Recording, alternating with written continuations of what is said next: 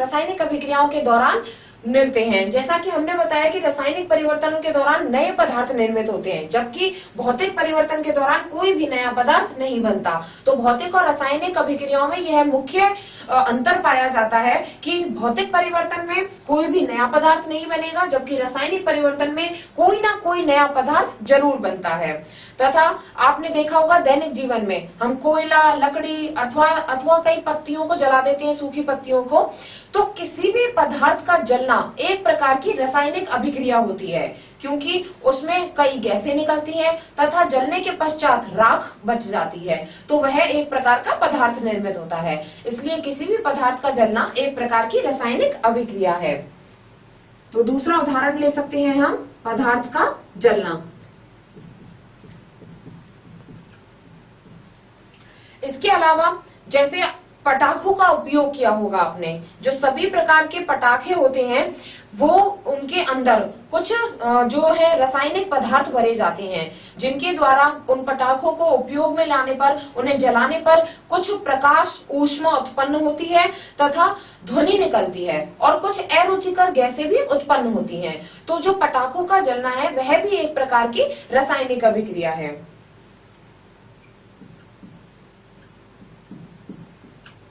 पटाखों का उपयोग करना।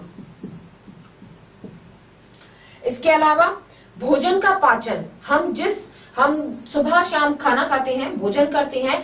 जब भोजन हम अपने शरीर में लेते हैं तो वह भोजन मुंह के द्वारा हमारे शरीर के अंदर जाता है तथा शरीर के अंदर छोटे छोटे भागों में बढ़ जाता है तथा उनमें से प्रोटीन, विटामिन, कार्बोहाइड्रेट हमारे शरीर के द्वारा ग्रहण कर लिए जाते हैं।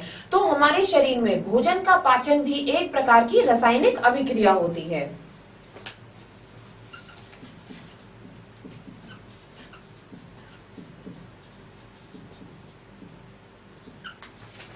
भोजन का पाचन। इसके अलावा जैसे पादप, जैसे हम तो भोजन का ग्रहण करते हैं और हमारे शरीर के अंदर रासायनिक अभिक्रिया होती है, लेकिन पौधों में भोजन ग्रहण करने की विधि होती है प्रकाश संश्लेषण। तो प्रकाश संश्लेषण के दौरान भी रासायनिक अभिक्रिया होती है और उसके दौरान वो पौधों में भोजन बनता है।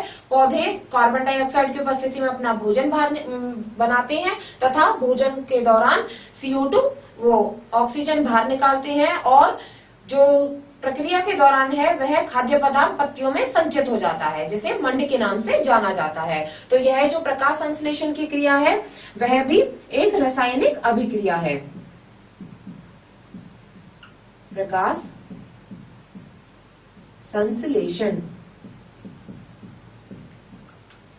ये सभी कुछ रासायनिक परिवर्तन है जो कि हमारे दैनिक जीवन में पाए जाते हैं और इन 5 प्रकारों को याद रखने के लिए हम अवधान की विधि काम में लेते हैं।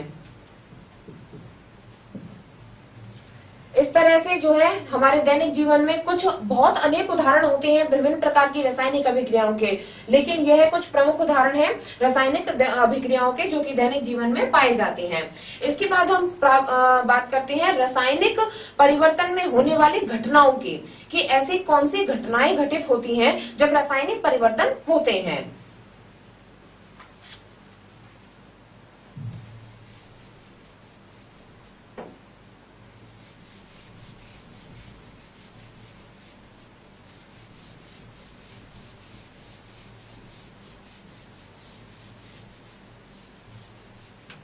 रासायनिक परिवर्तन का दूसरा मुख्य बिंदु है रासायनिक परिवर्तन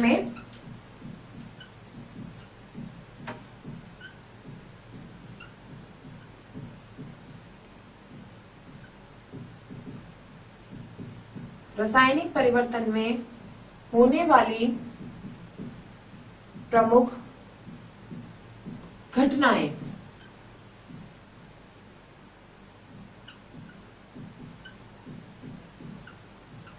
बहुत सारी जो घटनाएं हैं वो रासायनिक परिवर्तन के दौरान संपन्न होती हैं, जैसे कि प्रकाश का उत्पन्न होना, ऊष्मा फैलना अर्थात किसी विशेष प्रकार की अरुचिकर गंध का निकलना या कुछ विषैली गैसें अथवा रसायन का निकलना। तो ऐसी कुछ घटनाएं होती हैं जो कि रासायनिक परिवर्तन के दौरान उत्पन्न होती हैं। जैसे हम मुख्य 5 प्रकार की घटनाओं का प्रयोग करते हैं, मतलब उनका अध्ययन करेंगे जो कि रासायनिक परिवर्तन के दौरान निकलेंगी। तो प्रमुख 5 प्रकारों को याद करने के लिए अवधान की क्रिया में हम एक स्टार का प्रयोग करते हैं। तो सबसे पहले जब कोई भी एक रासायनिक परिवर्तन होता है तो उस रासायनिक अभिक्रिया के दौरान कुछ ऊष्मा उत्पन्न होती है। तो यह ऊष्मा प्रकाश या विकिरण के रूप में भी निकल सकती है। तो ऊष्मा, प्रकाश और विकिरण उत्पन्न होते हैं। इसके अलावा ध्वनि उत्पन्न होती है। जैसे हमने अभी देखा पटाखों का उपयोग करने पर जब पटाखे जलाते हैं तो एक बहुत ही तेज ध्वनि निकलती है, तो इससे ध्वनि उत्पन्न होती है।